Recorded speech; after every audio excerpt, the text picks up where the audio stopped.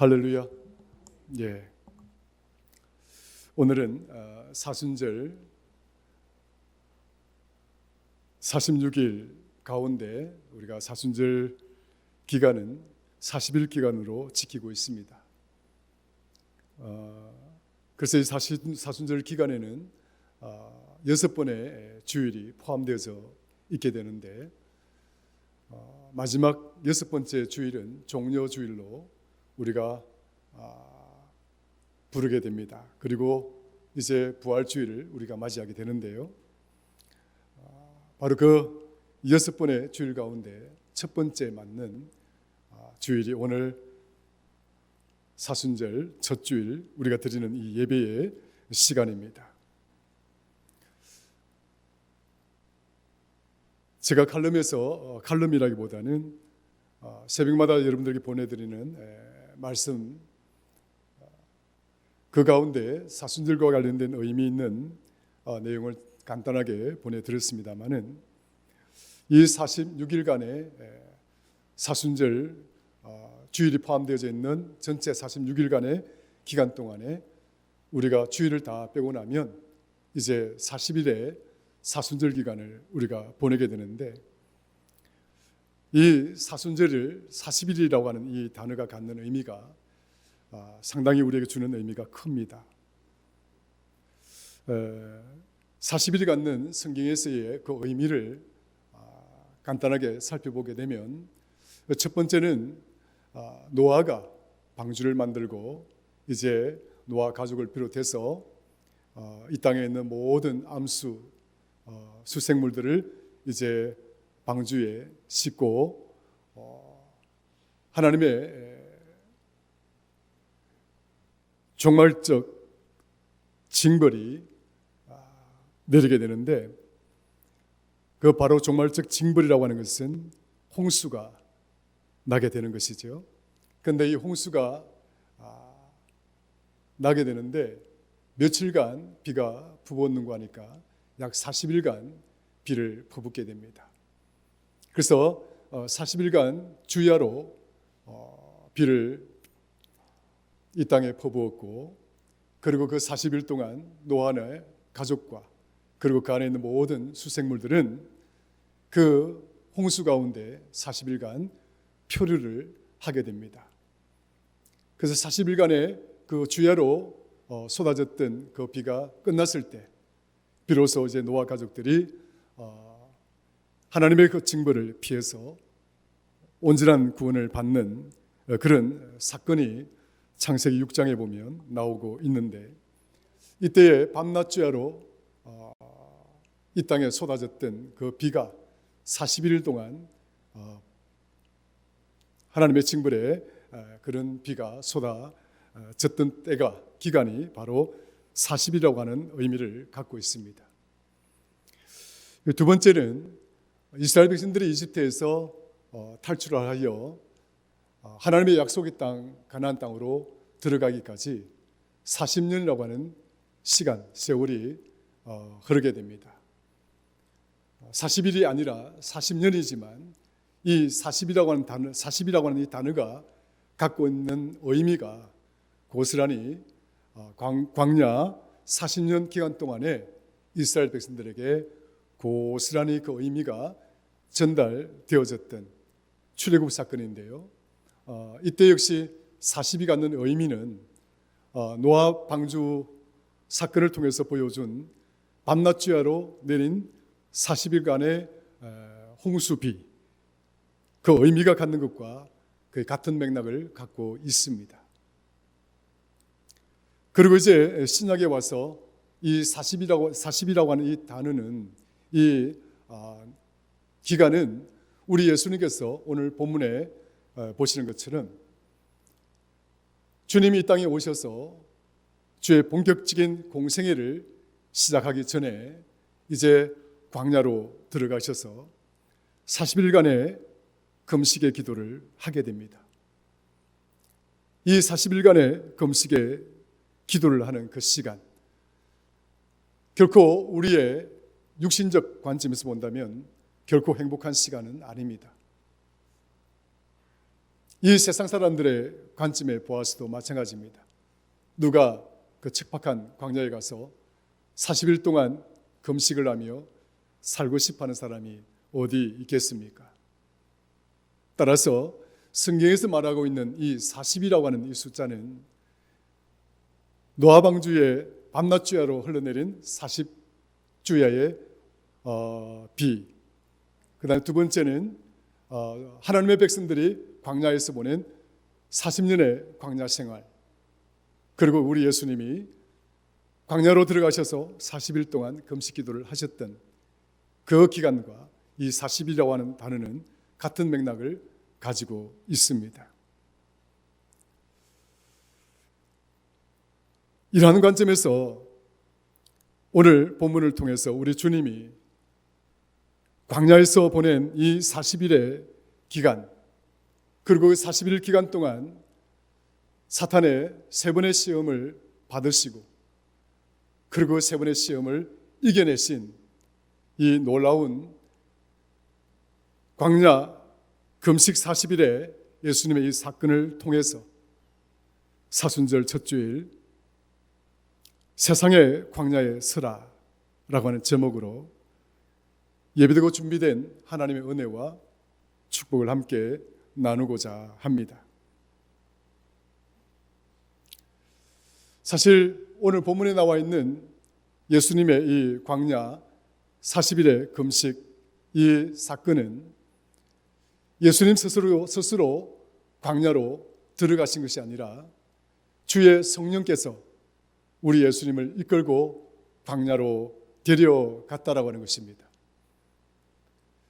공생애를 앞두고 우리 예수님의 공생애라고 하는 것은 오늘 여기 있는 저와 여러분들을 위하여서 십자가에 못 박혀 돌아가셔서 우리의 모든 죄를 사하시고, 그리고 인류의 모든 죄를 사하셔서 오늘 저와 여러분 예수 그리스도를 믿는 자마다 구원의 은혜를 주시고자 함 아니겠습니까?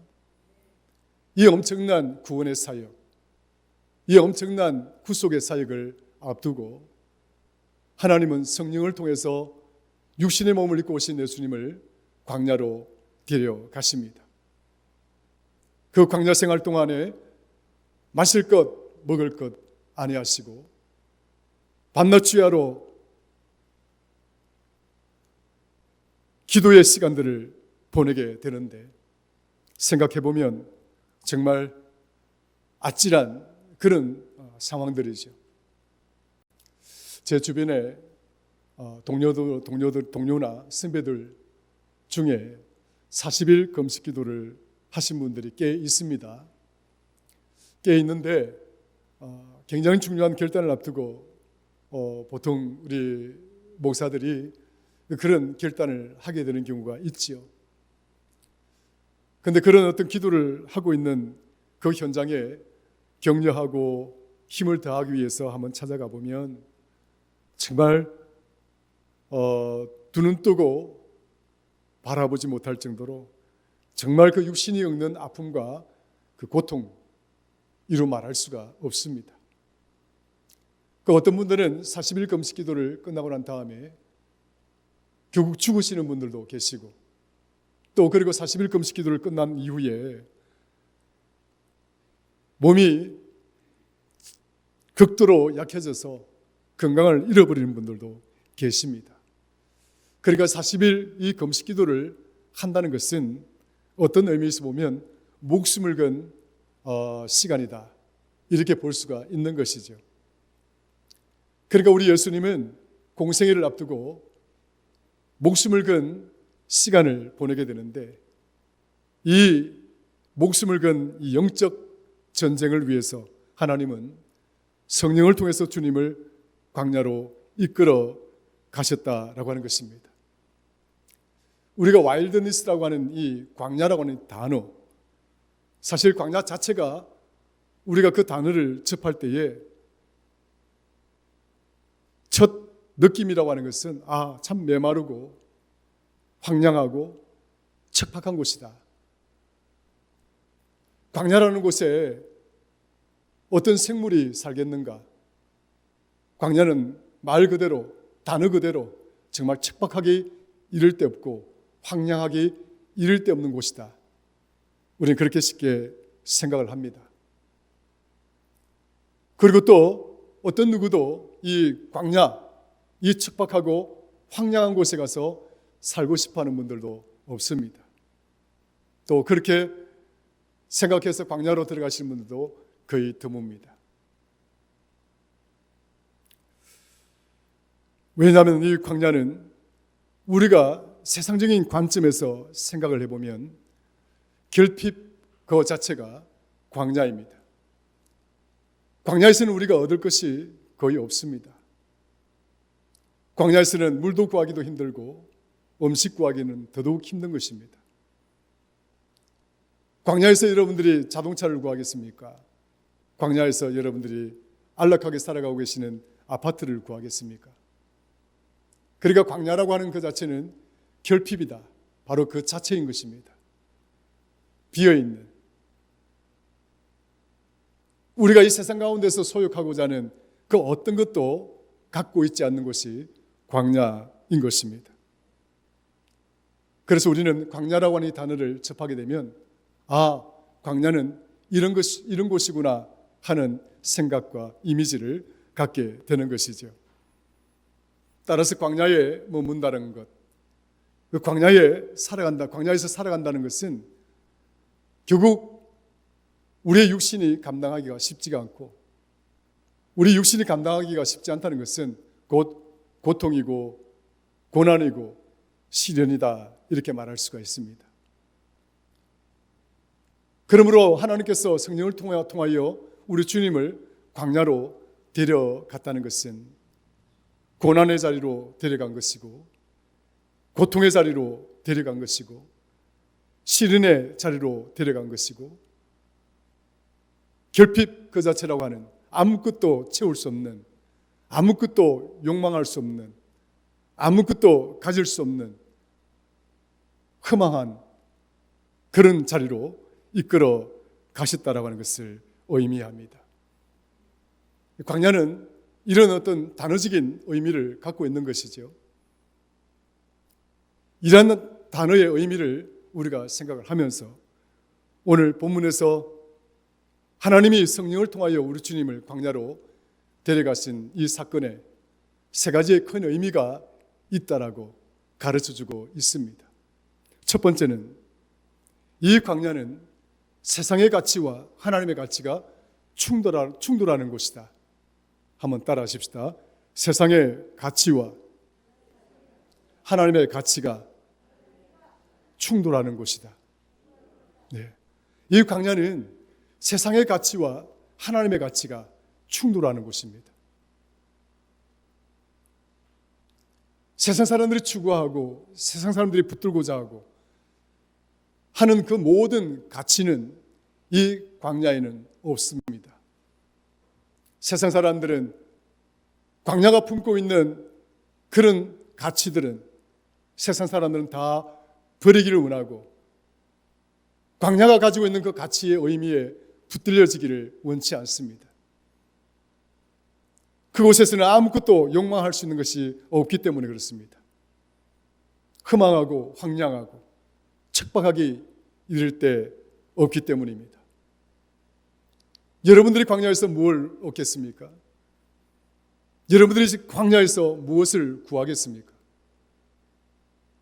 세상 사람들이 그 광야에서 뭘 구하겠다고, 그 광야에서 뭘 얻겠다고 광야가 품고 있는 그 가치를 추구해 가겠습니까? 광야는 세상 사람들에게는 결코 가까이 할 수 없는, 어쩌면 버림받은 땅이라고 말씀을 드릴 수가 있습니다. 세상 사람들이 함께하지 않는 곳, 세상 사람들이 찾아가지 않는 곳, 세상 사람들이 외면하는 곳, 세상 사람들이 등을 돌리는 곳이 바로 광야라고 말씀을 드릴 수 있습니다. 그런데 하나님은 예수 그리스도를 모든 사람들이 등을 돌리고 버리는, 외면하는 그 광야로 우리 주님을 데리고 가신 것입니다. 여기에 오늘 본문이 갖고 있는 첫 번째 비밀이 있습니다. 왜 하나님은 예수 그리스도를 이 광야로 데려갔을까 하는 것이죠. 그리고 이 광야 사건을 통해서 40일의 금식 사건을 통해서 우리에게 뭘 가르치고자 하는 것인가 하는 것입니다. 오늘 본문 말씀을 쭉 읽어보시면 세 번의 시험들이 나옵니다. 그런데 그 세 번의 모든 시험들이 세상에 추구하는, 세상 사람들이 욕망하는 그런 가치들과는 배치되거나 전혀 반대되는 그런 의미들을 갖고 있습니다. 하나님의 그 가치, 하나님이 광야를 통해서 우리에게 가르치고자 했던, 그리고 주님이 이 광야 생활을 통해서 몸소 우리에게 보여주셨던 하나님의 그 가치는 도대체 뭔가? 하나님의 영적 가치가 여기 어떤 의미로 배어져 있고 이 광야 속에 숨겨져 있었기에 주님은 이 사건을 통해서 광야 40일의 이 금식이 이루어졌던 이 광야의 자리를 통해서 하나님 우리에게 가르치는 교훈이 도대체 뭔가 하는 것이죠. 첫 번째 시험을 보면 마귀가 다가와서 돌을 가지고 떡이 되라고 이야기를 합니다. 40일간 굶은 사람에게 먹을 것이라고 하는 것은 가장 우선적이고 가장 급선무일 정도일 것입니다. 최고의 지금 이 금식 기도를 마친 사람에게는 가장 먼저 붙들어야 될 그런 것일 것입니다. 사탄은, 마귀는 그걸 잘 알고 있었습니다. 40일 동안 굶주려 있는 우리 주님께 찾아와서 내가 하나님의 아들 아니냐? 그러면 이 돌을 가지고 떡을 만들어라. 그러면 내가 하나님의 아들임을 내가 믿겠다는 것 아니겠어요? 한번 보여줘봐. 얼마든지 가능하시죠. 물고기 2마리와 보리떡 5개로 5,000명을 먹이신 우리 주님이 그거 못하시겠습니까? 죽은 지 나흘이나 된 나사로를 살리신 주님이 고작 그거 하나 못하시겠습니까? 그런데 주님은 덥석 사탄이 요구하고 사탄이 유혹하는 그 가치를 붙잡지 않습니다. 세상 사람들은 어쩌면 사탄이 던지는 이 말에, 사탄이 던지는 이 유혹에 넘어갈 수밖에 없는 조건일 것입니다. 세상은 이 돌이 변하여 떡이 되는 것을 찾고, 돌이 변하여서 떡이 되고 그 떡을 소유하고 그 떡을 먹음으로써 우리 배를 채우는, 육신의 배를 채우는, 그리고 육신의 만족을 이루어내는 그 가치를 추구하려고 할 수 있을지는 모르겠으나, 그러나 우리 주님은 결코 그 세상의 가치에 우선을 두지 아니하고 오히려 사탄에게 말합니다. 사람은 떡으로만 사는 것이 아니라 하나님의 말씀으로 사는 것이다. 그 절박한 음식이 필요한 그 시각에 어쩌면 허겁지겁 그 음식을 채워야 되는 그 절박한, 그 몸이 욕구하는, 몸이 욕망하는 그런 절대적인 순간에, 근데 우리 주님은 육신의 욕망을 따르지 아니하고 하나님의 뜻을 먼저 쫓아가는, 하나님의 뜻을 먼저 붙잡으시는 그 의미를 우리에게 가르쳐주고 있습니다. 그 절박한 시간, 먹어야만 되는 그 순간, 그럼에도 불구하고 주님은 내 배를 채우는 것이 먼저가 아니고 내 욕구를 채우는 것이 먼저가 아니라 사람이 사는 유일한 길은 오직 하나님 말씀으로 살 때 인간이 사는 것이다. 그 교훈을 우리에게 가르치고 있는 거죠. 두 번째 시험이 무엇입니까? 성전 꼭대기로 데리고 올라갑니다.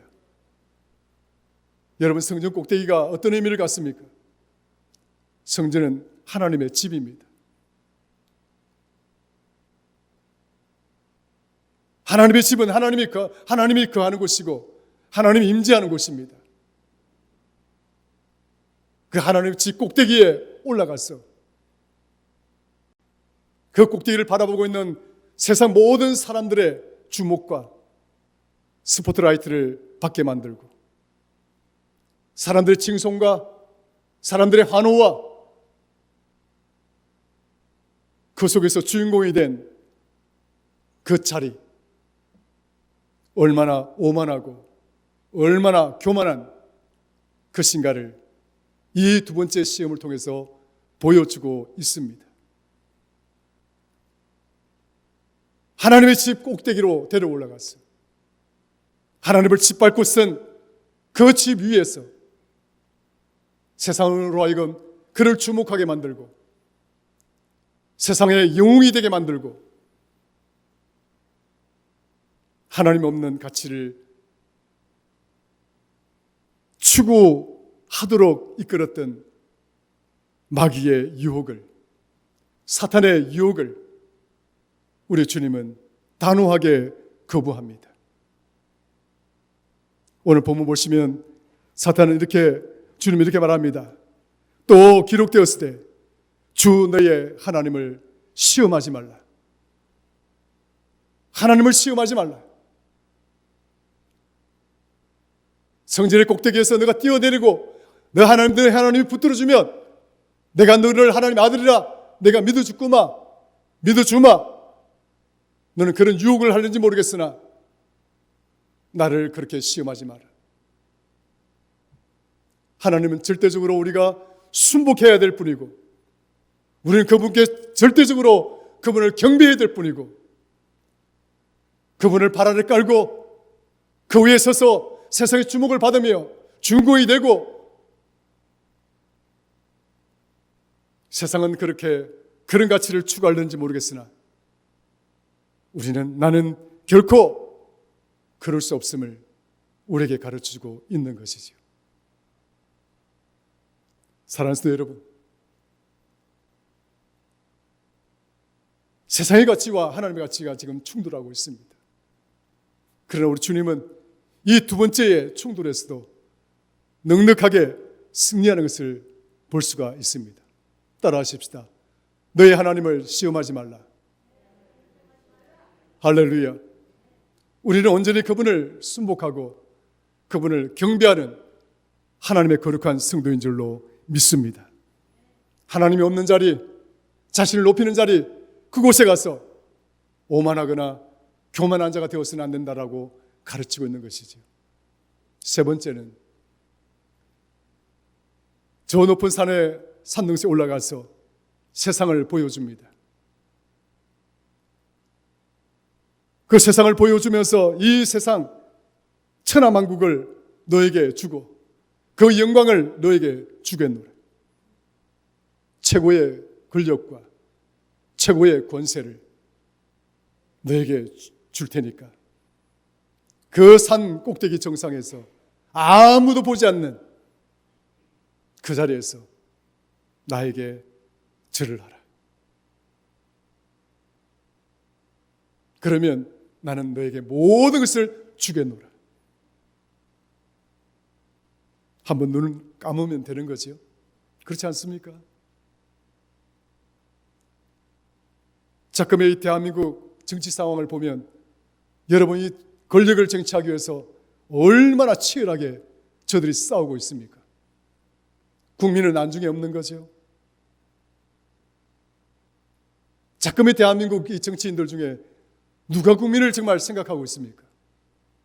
그런 정치인이 있습니까?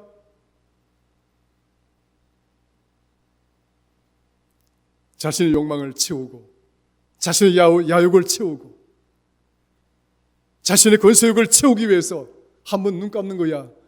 그거 쉬운 거죠. 한 번만 눈 감겠습니까? 얼마든지 눈을 감는 것이 세상의 가치인 것입니다. 그러나 우리 주님은 결코 그 유혹에 넘어가지 않습니다. 주님은 단호했습니다. 사탄아, 물러가라. 성도 여러분, 광야는 이렇게 세상의 가치와 하나님의 가치가 충돌하는 곳입니다. 그 하나님의 가치와 세상의 가치가 충돌하는 그 지점에서 하나님은 예수 그리스도의 이 40일의 금식의 이 시간들을 통해서 우리에게 어떤 가치를 붙들고 살아야 되는지를 먼저 이야기하고 있는 것입니다. 두 번째는 이 광야에는 하나님이 임재하는 곳입니다. 따라하십시다. 하나님이 임재하는 곳. 할렐루야. 하나님이 함께 하시는 자리입니다. 성령이 주님을 그곳으로 데려가셨고 주의 성령이 주님을 도우시고 주께 힘을 다하시고 함께 함으로써 그 자리가 아무리 고난의 자리요, 그 자리가 아무리 시련의 자리요, 정말 넘어가지 않으면 안 되는 유혹의 자리라 할지라도 우리 주님은 하나님이 함께 하시는 그 능력으로 말미암아 이 사탄을 넉넉하게 이겨내시는 믿음을 우리에게 보여주고 있습니다. 하나님이 함께하지 않으면 이길 수가 없습니다. 하나님이 임재하지 않으면 감당할 수가 없습니다. 사랑하는 성도 여러분, 40일간의 이 사순절 여정, 결국 여러분들이 이 여정 속에서 하나님의 은혜를 충만하게 채우고 하나님에 대한 감사를 충만하게 채우고 기쁨으로 승리할 수 있는 그 길은 하나님이 오늘 저와 여러분들과 함께 하셔야 되는 줄로 믿으시기를 축원합니다. 시편 23편 4절에 보면 내가 사망의 음침한 골짜기를 다닐지라도 해를 두려워하지 않을 것은 주께서 나와 함께 하심이라. 세상 사람들이 찾지 않는 그 광야의 시간, 광야의 자리, 오늘 저와 여러분들은 이 사순절 기간 동안에 그럼에도 불구하고 그 자리에 나아가서 하나님의 가치를 붙들고 하나님과 함께 만나는 하나님 임재의 경험을 할 수 있는 그런 시간이 될 수 있다고 한다면 얼마나 좋겠습니까? 이 사순절 여정 기간이 오늘 저와 여러분 우리 교회에게 이런 은혜가 있기를 주의 이름으로 축원합니다. 여러분들의 간절함과 여러분들의 절절함과 기도가 있다고 한다면 하나님은 반드시 우리와 함께 하실 줄로 믿습니다. 한 끼 금식하는 것, 그 한 끼의 식사비를 하나님께 드리는 것 두렵습니까? 그러나 정말 기도하는 마음으로, 간청하는 마음으로 이 40일의 여정을 걸어가신다면 여러분들을 둘러싼 그런 두려움들을 이겨내실 것이고 넉넉하게 승리하는 저와 여러분의 교회가 될 줄로 믿습니다. 이사야서 41장 10절 두려워하지 말라 내가 너와 함께함이라 놀라지 말라 나는 내 하나님이 됨이라 내가 너를 굳세게 할 것이라 참으로 너를 도와주리라. 하나님의 도우심을 믿으시면 아멘 하십시다. 더 크게 아멘 하십시다. 할렐루야. 하나님이 이 광야의 여정, 사순절의 이 여정을 붙드시고 지켜주셔서 우리도 넉넉하게 승리하는 하나님의 거룩한 성도가 되게 하실 줄로 믿습니다. 마지막으로 광야가 우리에게 주는 이 의미는 우리의 영적 연단을 위한 장소로 가르쳐주고 있습니다. 따라하십시다. 광야는 나의 영적 연단의 장소이다. 연단이라는 게 무엇입니까? 쇠를 불에 녹이거나 금을 불에 녹이거나 은을 금에 녹여서 그걸 끄집어내어서 내가 원하는 물건을 만들고자 할 때 망치로 두들고 또 두들고 또 두들고 해서 그렇게 하는 그 과정을 연단의 과정이라 하지 않습니까? 잠언서 17장 3절에 보면 도가니는 은을, 풀무는 금을 연단하거니와 여호와는 우리의 마음을 연단하시느니라 하고 계십니다.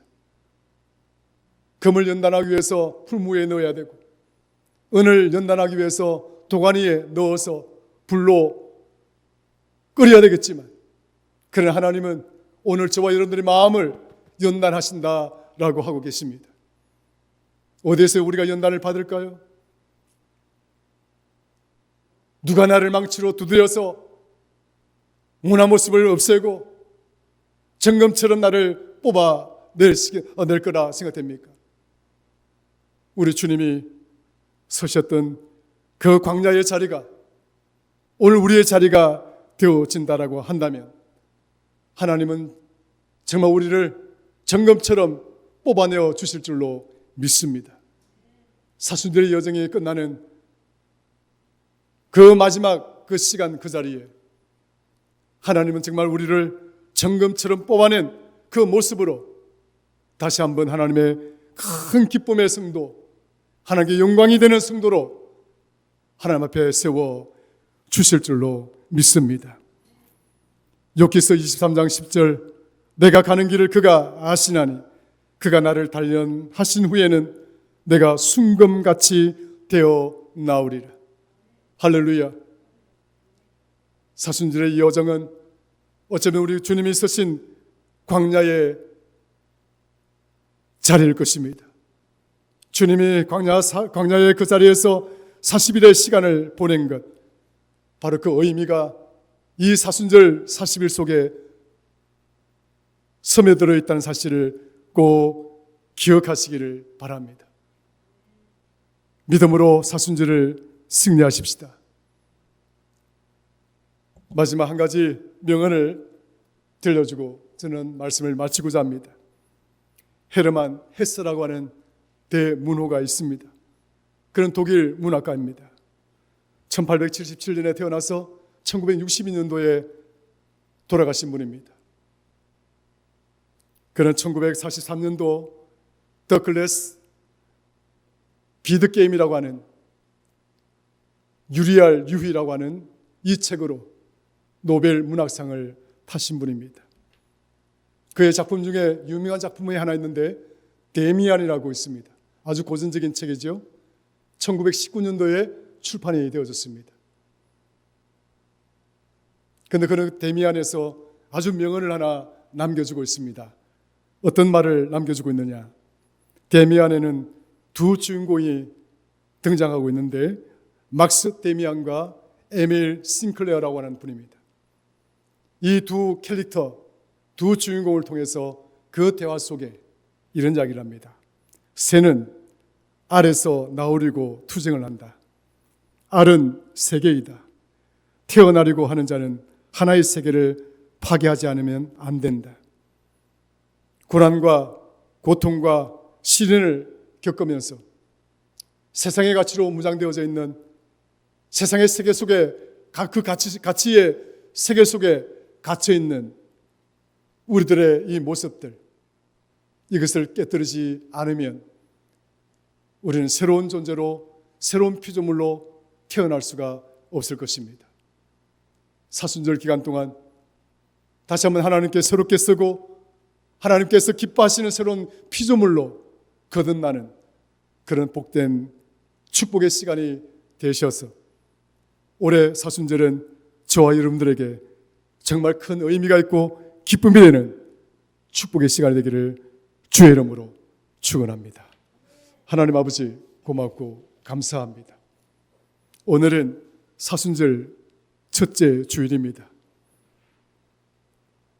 우리 주님이 서신 그 광야, 우리도 함께 서게 하시고 우리 주님이 그 광야에서 보여주신 영적 가치들을 우리 또한 품게 하시고 그 영적 가치를 뜨겁게 가슴에 품어서 세상을 이기는 자가 되게 하시고 그동안 두텁게 입었던 세상의 옷가지들을 벗겨내며 새로운 피조물이 되는 그런 축복의 시간이 되게 하여 주옵소서.